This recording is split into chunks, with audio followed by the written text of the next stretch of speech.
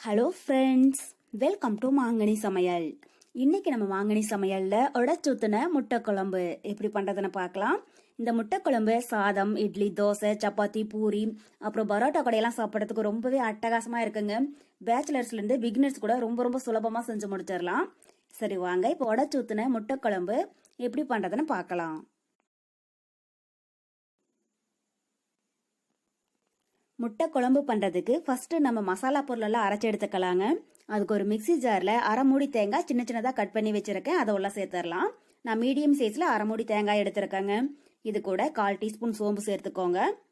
கூடவே 1 இன்ச் அளவுக்கு பட்டை, 3 லவங்கம், அப்புறம் அரை டீஸ்பூன் மிளகு, கூடவே கொஞ்சமா தண்ணி சேர்த்து நல்லா நைஸா அரைச்சி எடுத்துக்கோங்க. பாருங்க, இப்ப தேங்காவை நல்லா நைஸா அரைச்சு எடுத்தாச்சு. அடுத்தது நம்ம முட்டை குழம்பு ரெடி பண்ண ஆரம்பிச்சிடலாம். அதுக்கு ஒரு கடாயில 2 டேபிள் ஸ்பூன் எண்ணெய் சேர்த்துக்கோங்க. எண்ணெய் சூடானதும் அரை டீஸ்பூன் கடுகு உளுத்தம் பருப்பு சேர்த்துடலாம். கடுகு பொரிஞ்சதும் கொஞ்சம் கறிவேப்பிலை,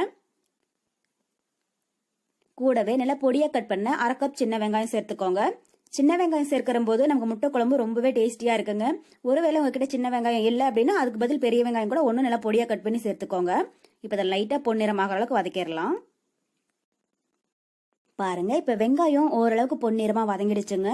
இப்ப இது கூட 1 டேபிள் ஸ்பூன் இஞ்சி பூண்டு விழுது சேர்த்துட்டு அதனுடைய பச்சை ஸ்மெல் போற அளவுக்கு நல்லா வதக்கிக்கோங்க. இஞ்சி பூண்டு விழுது வந்து அதிகமா சேர்க்க வேண்டாங்க, 1 டேபிள் ஸ்பூன் அளவுக்கு சேர்த்தீங்கன்னா போதும். இஞ்சி பூண்டு சேர்த்து வதக்கிற போது ஸ்டவ் வந்து மீடியம் ஹீட்ல வச்சுக்கோங்க. அப்பதான் இஞ்சி பூண்டுடைய பச்சை ஸ்மெல் போய் ஒரே மாதிரி நல்லா வறுபடும். ஹைல இருந்துச்சுன்னா சீக்கிரமா கலர் மாறிடும், அப்புறம் நமக்கு கிரேவியா டேஸ்ட் மாறிடும். பாருங்க, இப்ப இஞ்சி பூண்டுடைய பச்சை ஸ்மெல் போயிடுச்சு. இது கூட மீடியம் சைஸ்ல 2 தக்காளி கட் பண்ணி வச்சிருக்கேங்க, அதை உள்ள சேர்த்துடலாம். கூடவே 1/4 டீஸ்பூன் மஞ்சள் தூள், அப்புறம் தேவையான அளவு உப்பு சேர்த்துட்டு வெங்காயமும் தக்காளியும் நல்லா சாஃப்டா ஆகிற அளவுக்கு வதக்கிக்கோங்க. மீடியம் சைஸ்ல 2 தக்காளி எடுத்திருக்கங்க. பெருசா இருந்துச்சுன்னா 1 அளவுக்கு சேர்த்துக்கோங்க. அதிகமா சேர்த்தீங்கன்னா நமக்கு குழம்பு வந்து லைட்டா புளிப்பு டேஸ்ட் கொடுக்கும். தக்காளியை நம்ம இது மாதிரி கட் பண்ணி கூட சேர்க்கலாம், இல்ல நம்ம மிக்சியில போட்டு பேஸ்டா கூட அரைச்சு சேர்க்கலாம். அதுலயும் நமக்கு குழம்பு அதிகமா கிடைக்கும், டேஸ்டும் ரொம்பவே சூப்பரா இருக்கும். பாருங்க, இப்ப வெங்காயமும் தக்காளியும் நல்லா சாஃப்டா வதங்கிடுச்சு. இது கூட 1 டேபிள் ஸ்பூன் சிக்கன் மசாலா சேர்த்துக்கோங்க. கூடவே 2 டீஸ்பூன் தனியாத்தூள், அப்புறம் காரத்துக்கு 2 டீஸ்பூன் மிளகாய் தூள் சேர்த்துக்கோங்க. நமக்கு சிக்கன் மசாலாவே நல்லா காரம் கொடுக்குங்க, அதனால 2 டீஸ்பூன் அளவுக்கு மிளகாய் தூள் சேர்த்தீங்கன்னா போதும். இப்ப இந்த மசாலாவுடைய பச்சை ஸ்மெல் போற அளவுக்கு லைட்டா வதக்கிடலாம்.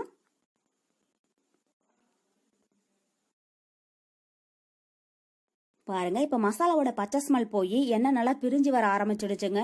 இந்த அளவுக்கு ஆனதுக்கு அப்புறமா நம்ம அரைச்சி வச்சிருக்கிற தேங்காய் விழுதை உள்ள சேர்த்துடலாம்.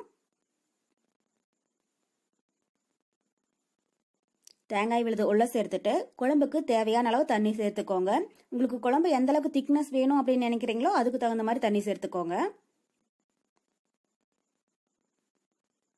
தண்ணி சேர்த்துட்டு ஒரு டைம் நல்லா கலந்து விட்டுருங்க. இந்த ஸ்டேஜ்ல உப்பு காரம் பார்த்துட்டு தேவைப்பட்டா கொஞ்சமா சேர்த்துக்கோங்க. இப்ப கடாயுடைய மூடி போட்டு மூடி வச்சிடலாங்க.